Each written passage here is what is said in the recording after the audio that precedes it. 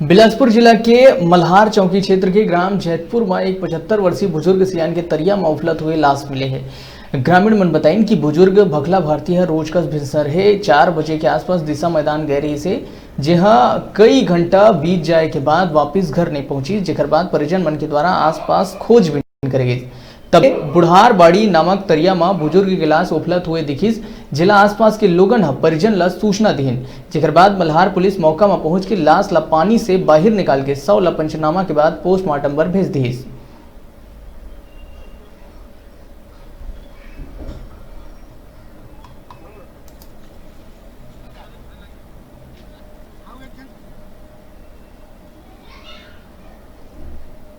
से जो है कोटवार ने सूचना दी है कि एक जो है तालाब में एक व्यक्ति की लाश तैर रही है।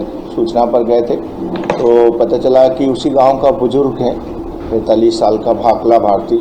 वो सुबह करीब 4 बजे दिशा मैदान के लिए गया था और पैर फिसल गया, गहरे पानी में चला गया और डूबने से उसकी मृत्यु हुई है, ऐसा बता रहे हैं। चूँकि मर्ग पंचनामा कार्रवाई की गई है और मृत्यु का सही कारण जानने के लिए पीएम कराने हेतु शव रवाना किया गया है।